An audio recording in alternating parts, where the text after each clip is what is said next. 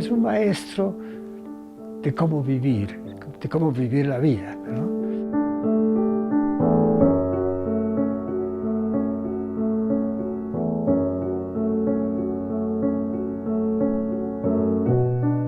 Yo soy un enamorado del arte, ¿sí? Pero más que enamorado del arte, he sido un enamorado de Fernando toda la vida. O sea, la personalidad de Fernando va mucho más allá incluso de sus obras pictóricas.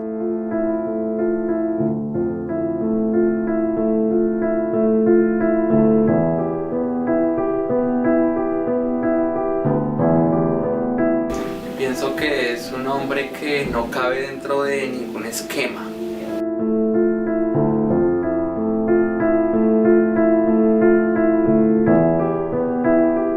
Yo creo que como hombre de la época ha marcado y sigue marcando, digamos, caminos, rumbos y formas de expresión de la pintura, no solamente contemporánea, sino seguramente para futuras generaciones.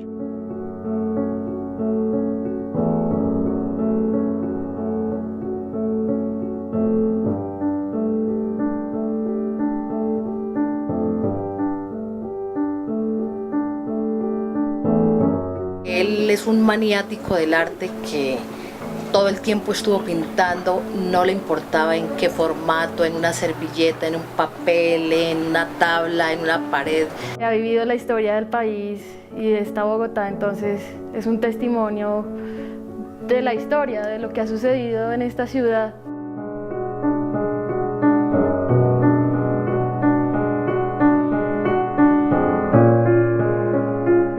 Que hay una cosa muy permanente y yo creo que tiene que ver con la autenticidad de Fernando Oramas, que es una persona inmutable en el sentido de que puede cambiar de ideas estéticas, espaciales, etcétera, pero jamás su propia identidad.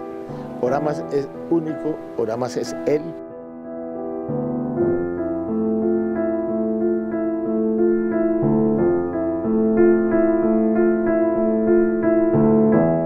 La vida de Fernando Oramas fue una aventura estupenda, tanto espiritual como física.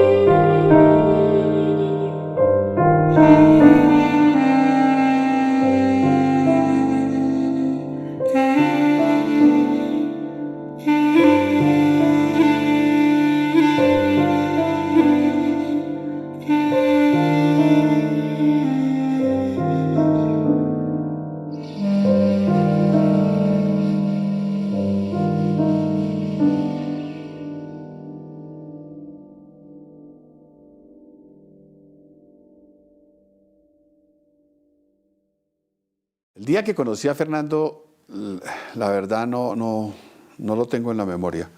Hace más de 40 años, puede ser 40, 45 años, hace bastante tiempo. Los primeros recuerdos que tengo de él es de un ser maravilloso que vivía en Germania, enfrente de la Universidad de los Andes, un poquito más abajo, que ahí tenía su estudio, ahí tenía su vivienda, y nos volvimos amigos por eso, porque él pinta bellísimo, y ahí pretendía él hacer algo como que él llamaba arte público, porque quería que la gente que pasaba por ahí, que subía a Monserrate los domingos, entrara a su casa a ver las obras que él tenía, no solamente de él, sino que él pretendía tener una galería con más gente.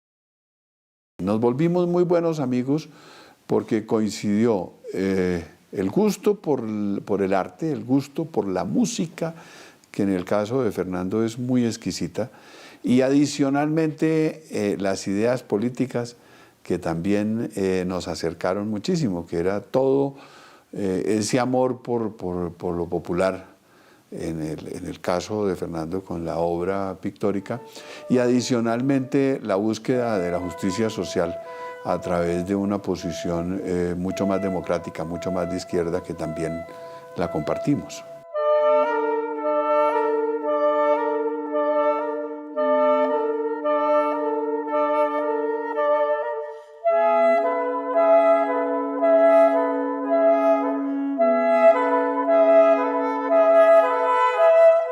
Soy amigo de Fernando Ramas, que no es cualquier cosa, y amigo muy como hermano de Fernando desde hace como 40 y pico de años. Lo que más pienso cuando pienso en Fernando no es primeramente en su obra, aunque yo sé que es muy linda y se ha dedicado a ella toda la vida, pero pienso en él como persona, en la lección de vida que nos da. Eso es lo que yo quisiera insistir en Fernando. En ese sentido de disfrutar la vida, disfrutar el momento. Yo diría que conocí a Fernando Ramas antes de conocerlo. Es decir, antes de que personalmente nos viéramos, nos tratáramos, compartiéramos algunas conversaciones, porque lo conocía como, digamos, por amigos comunes, como una especie de leyenda, por su carácter absolutamente personal, por su idiosincrasia generosa y divertida, por su talento plástico, por ser tan consecuente en lo que pensaba políticamente y la forma como vivía al mismo tiempo. De manera que cuando conocí a Fernando Ramas, creo que no era conocerlo, sino reconocerlo a través de las historias de los amigos comunes. Antes de los años 70, casi todos los intelectuales, los poetas, los bohemios, los hippies, nos arrimábamos a su galería en Germania en busca de esparcimiento, ¿no? Primero porque había una charla muy fenomenal, llena de grasejos, y allí me presentaron a Fernando. Tuvimos una entente bastante intensa.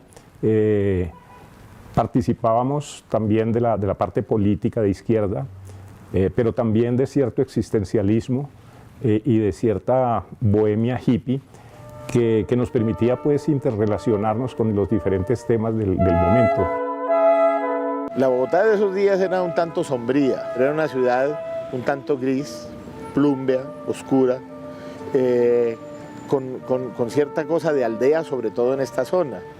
Eran pequeñas casas sin gran dignidad arquitectónica, con muchas tiendas de vecindario, y este parque, por ejemplo, no existía sino mínimamente una zona verde.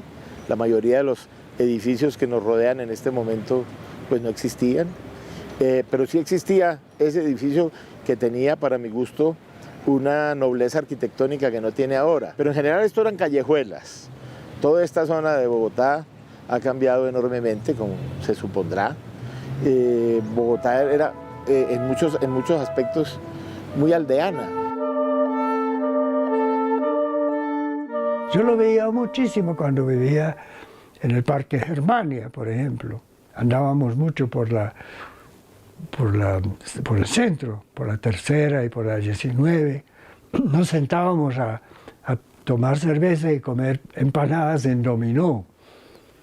durante mucho tiempo por las tardes, mirando lo que él llamaba el embrague que salía del colombo americano, ¿no? Como dos viejos verdes.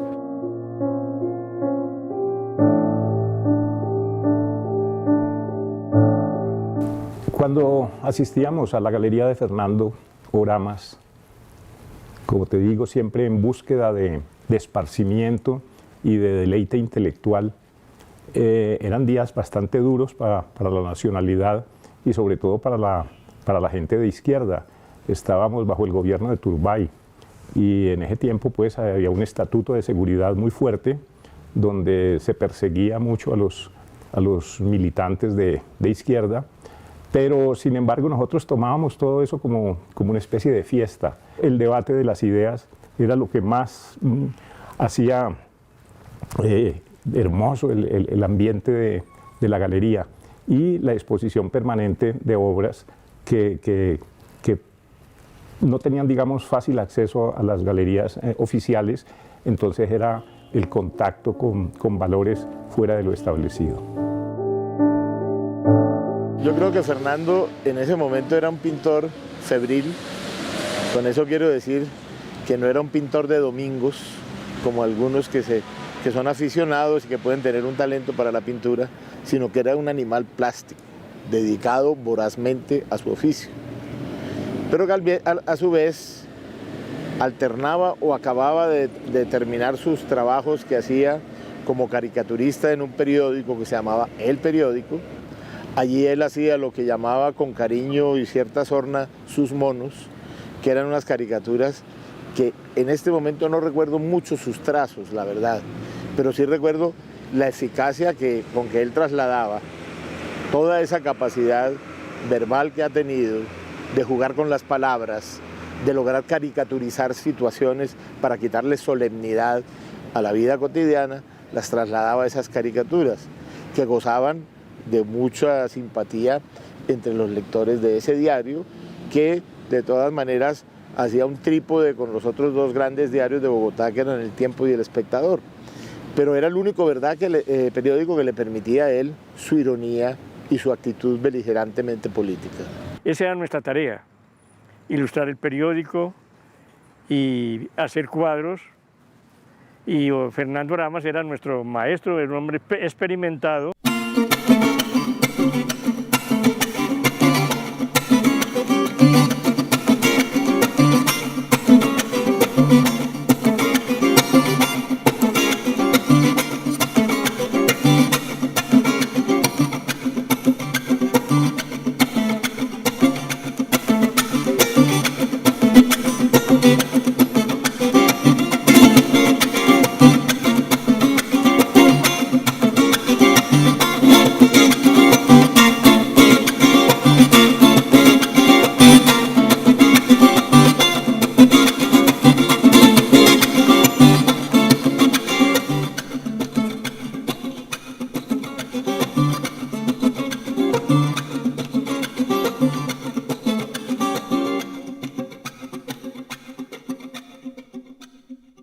Cuando yo conocí a Fernando, él ya estaba como alejado un poco de la vida mundana, artística,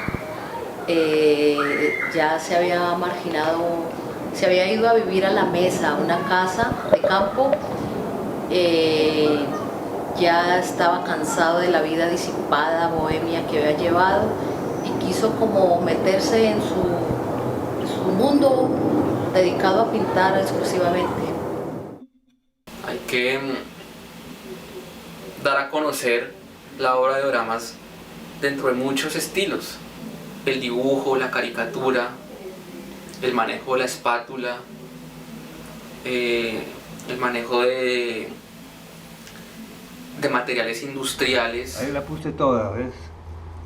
En esos círculos así está todo el colorido. Ahí me volteé, ahí hizo el color ahí. Claro que eso no es real, las flores no son así ni nada, ¿ves? Pero son actos de espátula. Todo eso es hecho con espátula. Ahí no hay pincel, no se ve pincel, sino... Ahí están los pinceles, que es un cuadro, un tema muy bonito. que me gusta tanto que si fuera un platudo lo compraría.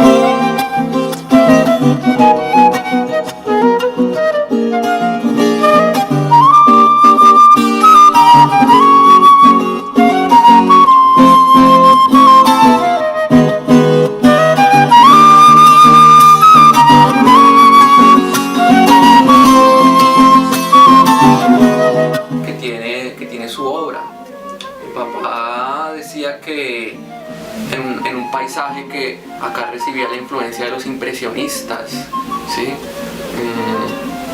O en otras obras me decía que acá recibía influencias del cubismo, del expresionismo abstracto, de algunos otros artistas. Él me contaba, el arte es robarle a otros artistas. Entonces pienso que es una obra muy ecléctica. El antiguo mercado tradicional de todos los pueblos de Colombia y de otros países. Las togas blancas, los palos ahí, las promedios, la gente ahí con sus verduras. Es una obra con unas búsquedas de plásticas exquisitas. Siempre ha sido un maestro de varias generaciones que han seguido su obra con particular interés. Ante eso, pues hay que reconocer que es uno de los grandes pintores colombianos. Yo creo que él es un pintor que sin llegar a ser un pintor de nieblas como Ariza o esos pintores de la sabana, es un pintor muy auténticamente de esta región. Pero por supuesto eso cuando hace paisaje, cuando hace otras figuras humanas, ya hay un trasunto distinto. A mí me ha gustado mucho de la pintura de Oramas precisamente su carácter cromático, el gran sentido del color. Pero aparte del gran sentido del color, me gusta mucho que a veces, como sin ser un pintor expresionista, a veces cuenta más la pincelada pensante que pensada. Es decir, como unos tazos, unos tachismos que son muy vigorosos y muy bellos. Pues él es un hombre multifacético. Si habla usted de pintura, pues ahí están sus obras que son maravillosas. El golpe de color en la obra de Fernando es muy grande. El sentido de lo popular, esos mercados campesinos que él hace y por otro lado, todas esas obras que llaman a un movimiento popular, a un levantamiento, a que la gente proteste. Su herramienta más efectiva ha sido el pincel, así han sido sus cuadros. Y bueno, pues yo creo que ahí ha desahogado todo ese deseo y toda esa utopía de cambio, de país, de sociedad. Entonces uno ve en sus cuadros mucha energía, mucho deseo, muchas historias. Y me impacta mucho el cuadro de la expedición botánica, un cuadro donde suceden muchísimas cosas. Está ahí plasmado un momento histórico.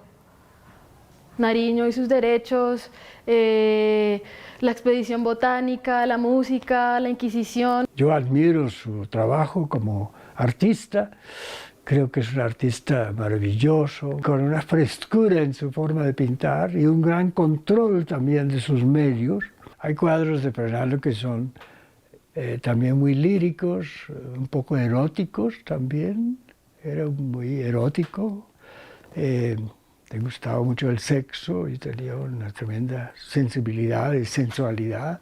Ese cuadro es como una cosa también que tiene su toque erótico, aunque es un erotismo bastante inocente, ¿no? Él mezclaba cosas realistas con cosas abstractas. Ese cuadro es un buen ejemplo.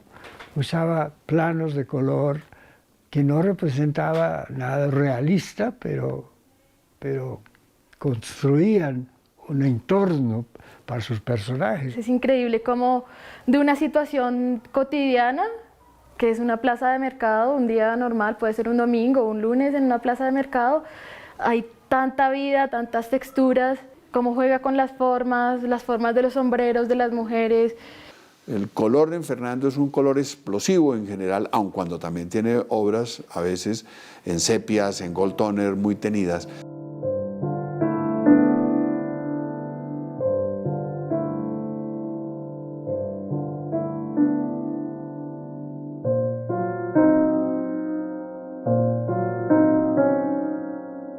Paisaje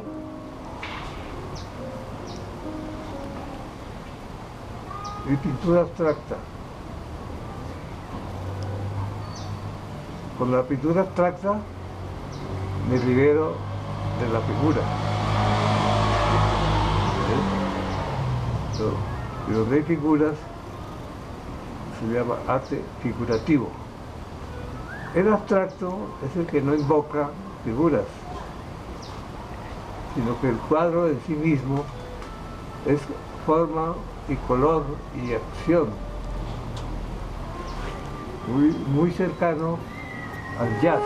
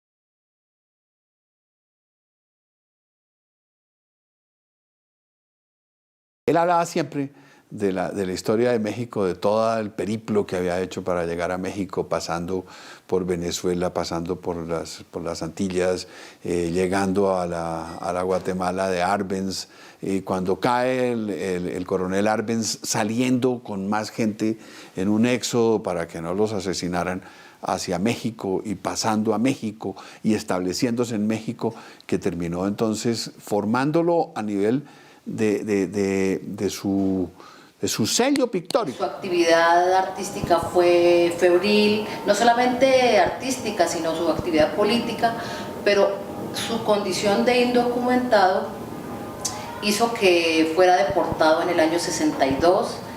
Al llegar a Colombia, cuenta que se sintió como haber llegado a un desierto, a un lugar respecto al arte muy inhóspito, donde él dice que tuvo un descenso total porque la vida cultural, la vida artística aquí en Colombia era muy de inferior calidad, empezando porque él con su humor siempre dice que las galerías que había aquí eran marqueterías disfrazadas de galerías.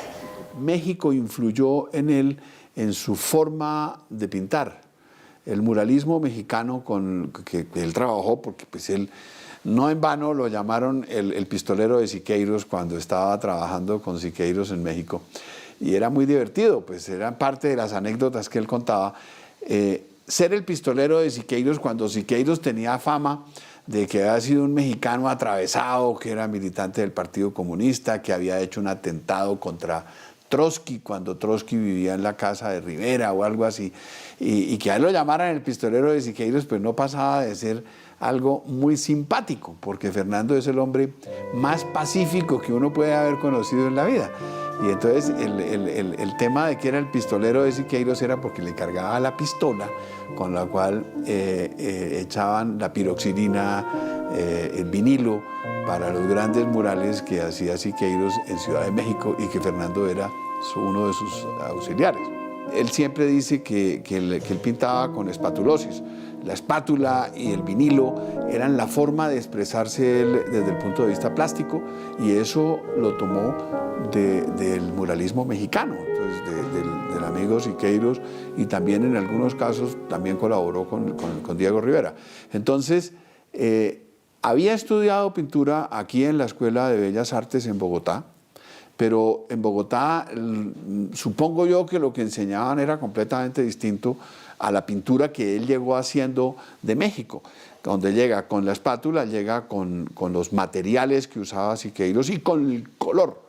Él pues cuenta reiteradamente cómo trabajó con Siqueiros, de quien afortunadamente no tiene influencia, porque me parece mucho más decantado y menos con esa idea un poquito de puño cerrado, panfletaria y un tanto populista de cierto muralismo mexicano, no de todo. Y yo creo que Fernando tiene una gran educación visual.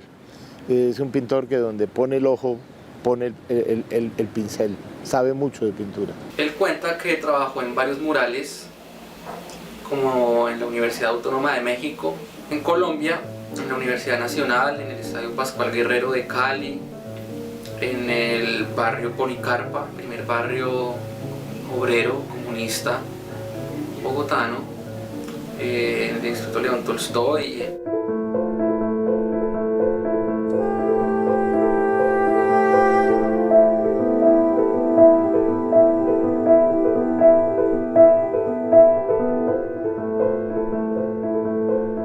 Él venía de México con un ideal, con una idealización de lo que era el arte, no solamente el arte mural, el arte público, sino un arte que no tenía que ser, que no debía ser solamente para las salas privadas, sino un arte que viera todo el mundo, un arte al que tuviera acceso cualquier persona. Después de la gran pelea que hubo aquí, una confrontación con la policía, que fue el Viernes Santo Sangriento, después de esa batalla, Fernando Oramas se inspiró en ese tipo, digamos, en ese momento de lucha.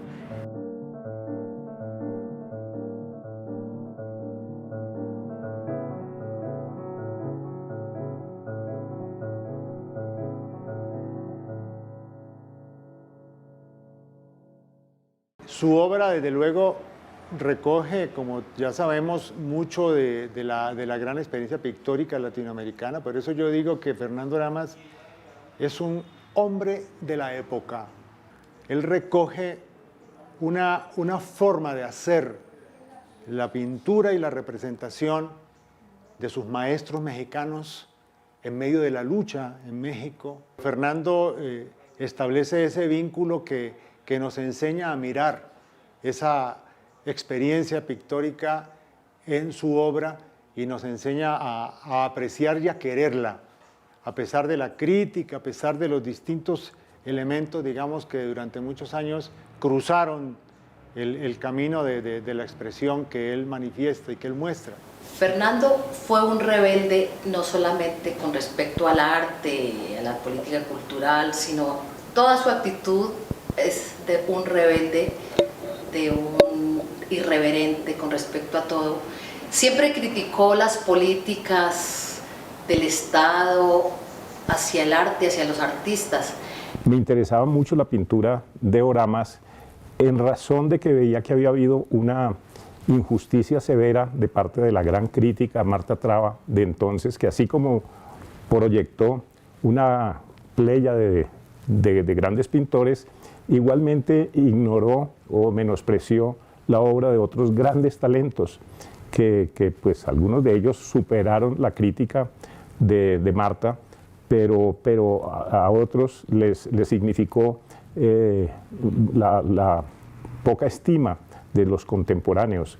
Pero en el caso de Oramas, yo sé que Oramas De todas maneras le tenía mucha estimación por su valía como crítica, pero no le toleraba el concepto que había dado de él, de que era el ejemplo de cómo no se debía pintar.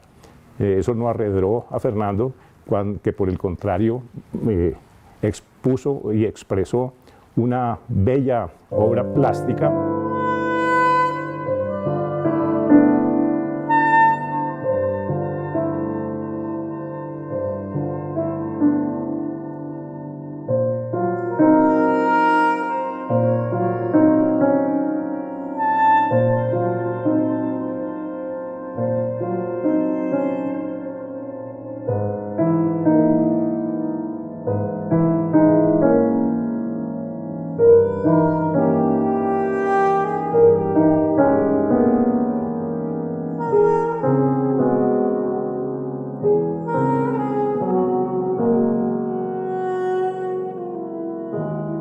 Fernando llega con su nueva forma pictórica y adicionalmente nunca se puede olvidar la manera de pensar Fernando, que era una manera contestataria, clarísima, que él estaba haciendo arte del pueblo y para el pueblo adicionalmente, y en una forma pictórica que es buscando la forma mural que nunca se dio en Colombia en su época, y que aún hoy todavía no hay realmente manifestaciones serias de muralismo en Colombia. Aparece una nueva forma pictórica en Colombia que coincide más o menos con el regreso de Fernando de su periplo por México, y es cuando aparecen los pintores como Alejandro Obregón, como Negret, como Ramírez Villamizar.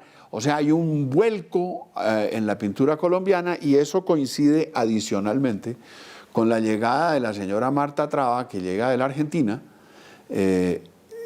casada con un colombiano, y entonces ella se vuelve la papisa de la crítica pictórica en Colombia.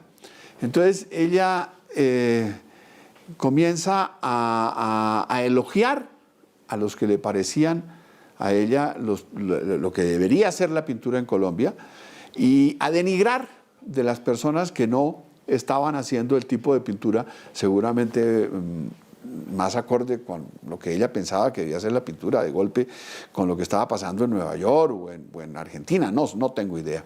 Pero entonces ella encumbra a personas como Ramírez, como Negret, y para ella eso se vuelve el paradigma de lo que debe ser el arte en Colombia.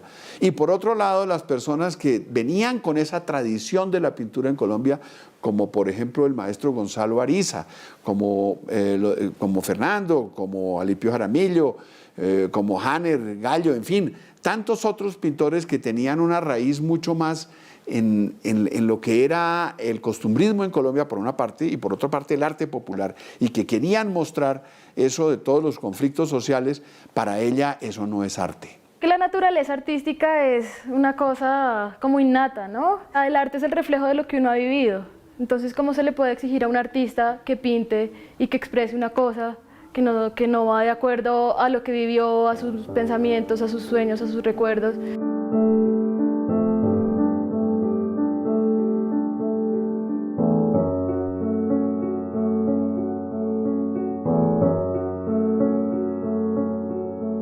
Yo conocí a Fernando Oramas en las luchas sociales de mediados de los años 60. Era la lucha estudiantiles, la batalla por la universidad pública.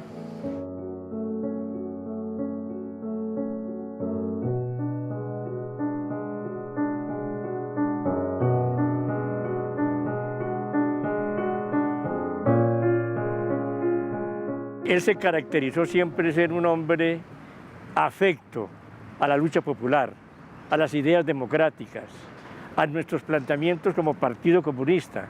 Él se identificó y se identifica aún así, estando como está ahora. Él siempre tiene el sueño de un país sin explotadores. Él es comunista, ¿no? Él dice que es stalinista, pero es un anarco completo, pero se reclama stalinista porque es de la época de los comienzos del Partido Comunista. Así es de viejo. y fue de los fundadores de la JUCO, de la Juventud Comunista. Entonces él vive de sus recuerdos y más que recuerdos, algo que él siente, ¿no? Como, de todas maneras, fue un momento en que la gente joven de su época teníamos siempre la esperanza de un mundo socialista, un mundo de fraternidad, igualdad, justicia, de incluyente, con ese espíritu y sueño juvenil también, siempre esperando el cambio, siempre brigando y mucho tiempo trabajando por eso con sus trabajos, con sus monos, con sus dibujos.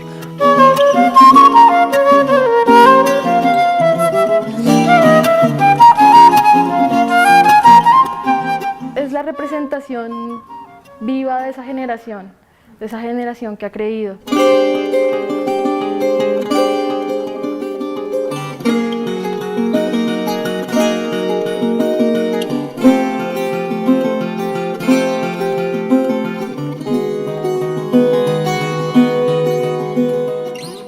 La Unión Soviética para él fue una fuente de inspiración muy grande a lo largo de su vida. Desde su infancia, desde su adolescencia, en su crecimiento, en su formación, en su etapa profesional, en sus viajes. Yo creo que Fernando, que siempre se ha manifestado consecuentemente, porque no es una persona que ha dado bandazos ideológicos como se dan ahora, que se pasa de un andén ideológico a otro sin fórmula de juicio, que Fernando, que se ha manifestado y ha sido un hombre cercano al Partido Comunista, un comunista de ideas, yo siempre lo he visto más con un carácter ácrata, con un carácter libertario, con un carácter anarquista, tanto que una vez hablábamos de un manifiesto anarquista de dos puntos nada más, que me parecía que ahí está identificada la personalidad de Fernando Oramas. Él decía que había un manifiesto estético que decía: artículo primero, haga lo que le venga en gana. Artículo segundo, si no quiere, no cumple el artículo primero. Es decir, la libertad total. Y eso es lo que más he admirado yo de Oramas, su libertad. No estoy en capacidad mental en este instante de generar mis ideas, coordinar todas estas respuestas y preguntas que nos acogen. Por lo tanto, no hablemos más mierda. Punto. Fernando ha sido siempre como un revulsivo, como algo que siempre está de alguna manera desmitificando. Es un gran desmitificador. Lo curioso es que precisamente lo paradójico venga de algo tan mitificado como el muralismo mexicano, como el Partido Comunista, etc. Me parece que es un hombre absolutamente independiente. A lo mejor él me oye y se espanta de que diga que él me parece más anarquista que comunista.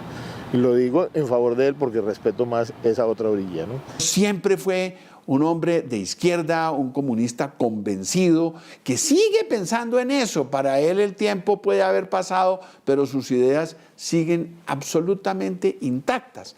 Pero también le habla de música, pero también le habla de poesía. Es un hombre de una cultura impresionante, porque siempre vivió allá encerrado de una manera callada. Fernando no es un tipo que haga olas, que hable duro. Es el hombre del calambur, es el hombre del manejo de la palabra. Para él todo el tiempo viene la mamadera de gallo con el idioma, que lo usa perfectamente bien. Recuerdo que en una época María Emilia y yo estábamos buscando un piano. Encontramos finalmente este piano que está a mi lado.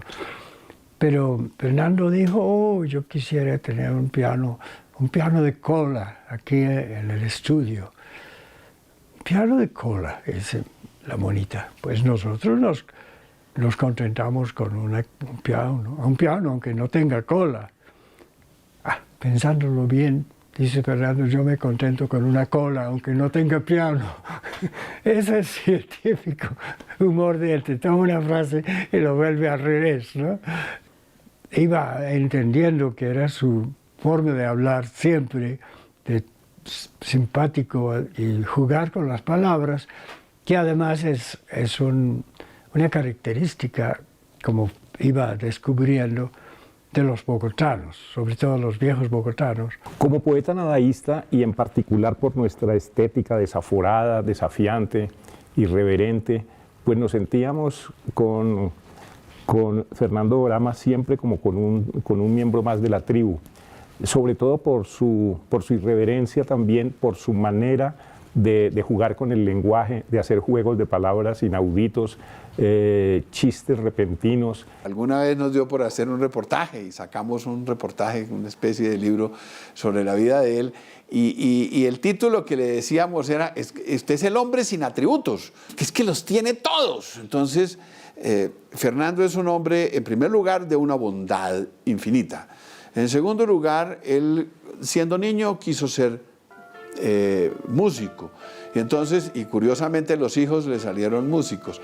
Entonces, él iba al conservatorio a estudiar música y él contaba que su profesora, doña Lucía Vázquez Carrizosa, tal vez, algún día se puso muy brava y lo botó del conservatorio. Entonces él llegó a la casa y le daba miedo decirle a la mamá que lo habían botado de la Escuela de Bellas Artes. Y entonces lo más fácil fue pasarse a estudiar música, a estudiar pintura. Y se dedicó a estudiar las artes plásticas y vemos lo que él hizo. Su frustración como músico nos la transmitió de una buena forma, ¿me entiendes? O sea, él siempre fue muy melómano, siempre escuchó muy buena música y nos cultivó en ese arte. Crecimos, mi hermano y yo crecimos en un entorno donde siempre había música. Cuando en muchas oportunidades con Fernando, en veladas y tomando trago y pasándola rico, él se sienta al piano y empieza a tocar y es como una reminiscencia de Debussy. Es todo el tiempo con los impresionistas, los tiene allá, siempre. Cuando uno está con Fernando, uno entra en un espacio atemporal. Y es una sensación muy agradable, porque él ha vivido siempre así. Es una lección que te enseña sin hablar. Muchas lecciones te enseñan sin hablar y otras hablando, pero siempre uno siente que aprende mucho de Fernando cuando está con él. Para mí, Fernando es un triunfador de la vida y como artista hizo lo que él quiso hacer, ni más allá ni más acá. Él siempre hizo lo que se le dio la gana y pensó como se le dio la gana y vivió como se le dio la gana. Y a mí me parece que la mayor obra de arte es la vida de uno. He tenido la fortuna de compartir con Fernando los últimos 30 años de su vida. Ha sido una vida muy idílica, muy tranquila, pues de hecho corresponde a una etapa en que él se marginó de todo, de la vida de bohemia, de la vida ruidosa, y ha dedicado este tiempo más a su espacio, a sus cosas, a su tranquilidad. Todos le debemos mucho, le debemos alegría, le debemos percepción y le debemos una alta estética. Cuando hice este apartamento hace unos años, dejé este nicho y decidí poner un cuadro de Fernando ahí, uno que me regaló hace años, el año 80. Y iba poniendo las fotos de él alrededor, entonces eso es mi altar de Fernando Oramas, digo yo.